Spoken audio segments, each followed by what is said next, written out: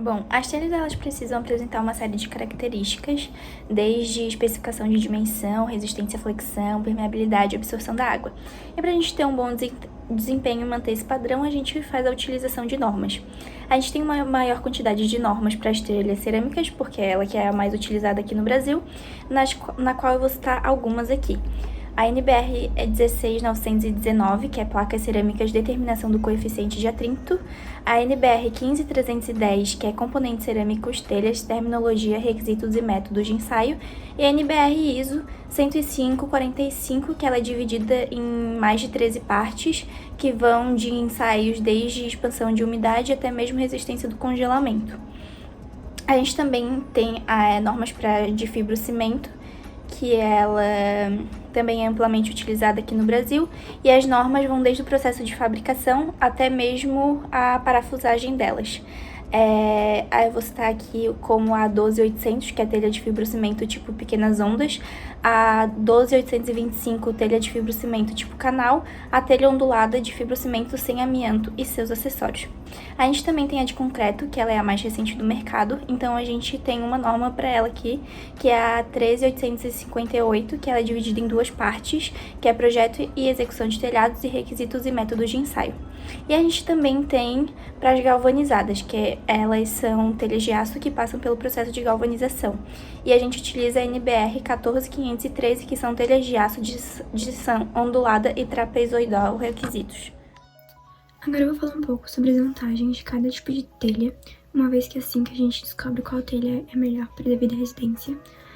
Primeiramente, eu vou começar com a telha cerâmica, que ela é mais diversa entre as telhas que estamos pesquisando e estudando, por ter vários tipos e colorações. Ela pode ser do tipo francesa, do tipo portuguesa, romana, colonial, plan ou até esmaltada, que é aquela que possui uma camada de esmalte no final de sua fabricação.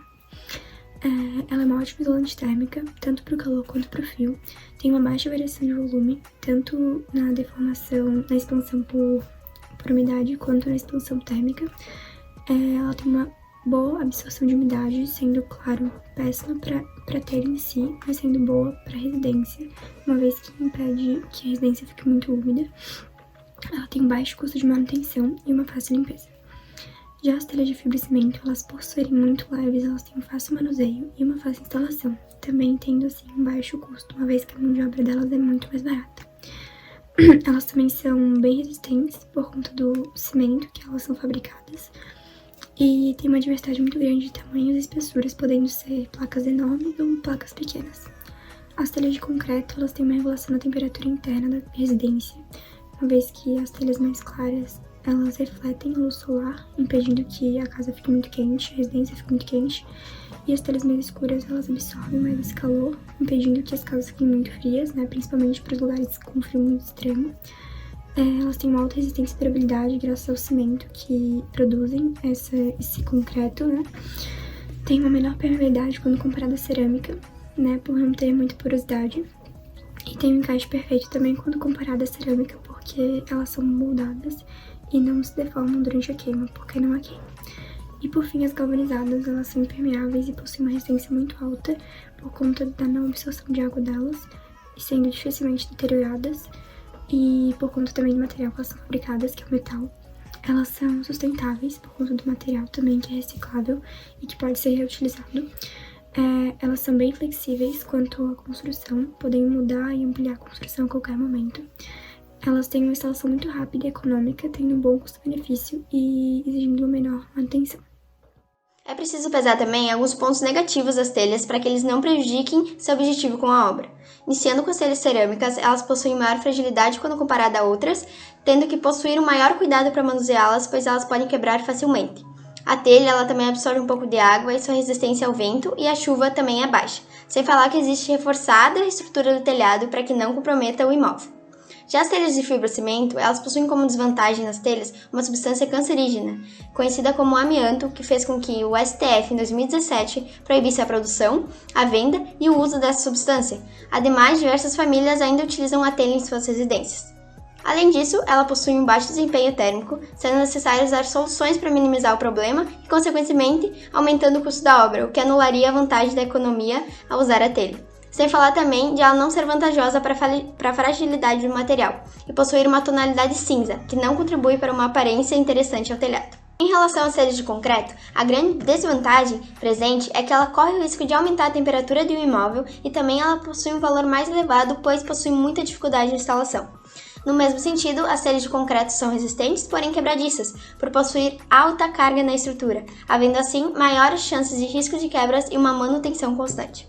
E para finalizar esse tópico, a gente tem como exemplo as telhas galvanizadas. Em primeira instância, vale ressaltar que a falta de um profissional experiente na instalação prejudica seu uso. As telhas podem se expandir ou contrair por conta do calor ou do frio excessivo, que vai acabar prejudicando sua construção ao longo do tempo. Além disso, as telhas elas não possuem isolamento acústico bom, agravando ruídos externos como barulhos de chuva e do vento. Sem contar que se a casa vê a necessidade de substituição dessas telhas, pode ser difícil encontrar outras telhas da mesma cor da sua construção, prejudicando a estética do projeto. Quanto ao comparativo das dimensões, todos os dados inseridos nesta comparação foram extraídos das normas da ABNT. É importante ressaltar que cada tipo de telha é analisada de uma forma por sua própria norma. Por este motivo, inicialmente irei comentar um pouco sobre quais dimensões são analisadas em cada tipo de telha e, por fim, irei mostrar um quadro comparativo com as 4 principais dimensões: altura, largura, comprimento e espessura. Inicialmente, temos a telha cerâmica, regida pela NBR 15310, onde as características analisadas são comprimento, altura maior e menor, largura maior e menor e espessura. Já as telhas de fibrocimento são regidas pela NBR 7581, parte 1, onde as dimensões analisadas são passo da onda, altura da onda, comprimento da telha, largura da telha e espessura nominal da telha. Já as telhas de concreto são regidas pela NBR 13858, parte 2, onde as características analisadas são comprimentos e largura nominais, comprimento total, comprimento útil declarado, largura total e largura útil declarada. E temos as telhas galvanizadas, regidas pela NBR 14513, onde as dimensões analisadas são altura, largura útil, comprimento e alinhamento longitudinal. Dessa forma, devido aos diferentes tipos de análise, foi montado um quadro resumo com as 4 dimensões principais: altura, comprimento, largura e espessura, onde a cerâmica temos a altura 75 a 55 mm, comprimento 460 mais ou menos 9, a largura maior 180 mais ou menos 4 mm e a menor 140 mais ou menos 3 mm e a espessura 13 mais ou menos 1 mm. Já a fibrocimento é comparada por 2 parâmetros, tanto na altura quanto no comprimento, quanto na espessura. Na altura, quando é menor que 40, tolerância é mais ou menos 2, e quando é maior ou igual a 40, é mais ou menos 3.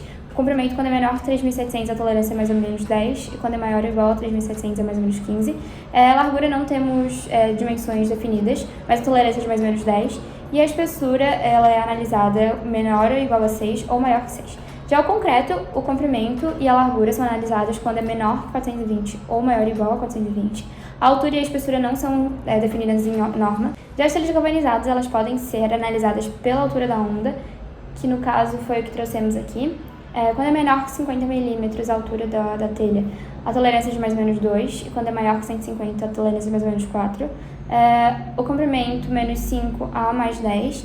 A largura, quando é menor que 50, a tolerância de mais ou menos 3, e quando é maior que 150, a tolerância de mais ou menos 15. Já a espessura, ela pode variar de 0,32 a 1,25 mm, sendo que cada um desses valores tem a sua própria tolerância. Quando a gente fala em construção civil, em termos de custo e compras, geralmente, quando é possível, são realizados 3 orçamentos para comparativo de valores, de qualidade também. Então, buscando simular essa situação real e para fim de comparação entre o custo desses tipos de telha, a gente fez orçamentos com fornecedores A, B e C para o preço de um mesmo produto, que tinha as mesmas especificações, tanto de dimensão quanto de características. E é o que a gente está apresentando nessa tabela. Então, para cerâmica, a gente escolheu a portuguesa de 40 por 24. Fibrocimento, a ondulada de 2,44 por 1,10. De concreto, uma com especificação leve, cor cinza, de 42 por 33. E a galvanizada, a trapezoidal, de 3 por 1,4, Então, a gente tem apresentado os valores unitários de cada fornecedor, e abaixo desses valores unitários nós temos também a quantidade necessária para 1 metro quadrado de cada tipo de telha.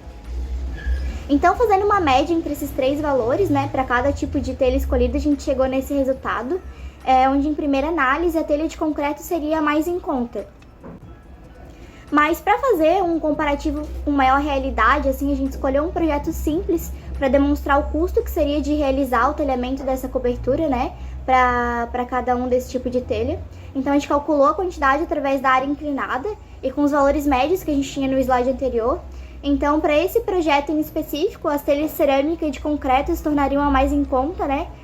Porém, a gente precisa analisar com maior especificidade a utilização, porque elas também são as que mais necessitam de quantidade para preencher a cobertura toda. Com esse trabalho, a gente pode concluir que cada um desses materiais ele possui vantagens e desvantagens, a depender do local que ele vai ser instalado e a finalidade de utilização. Então, muito mais do que apenas custo, seria necessário analisar o projeto como um todo para verificar qual escolha seria mais vantajosa a longo prazo.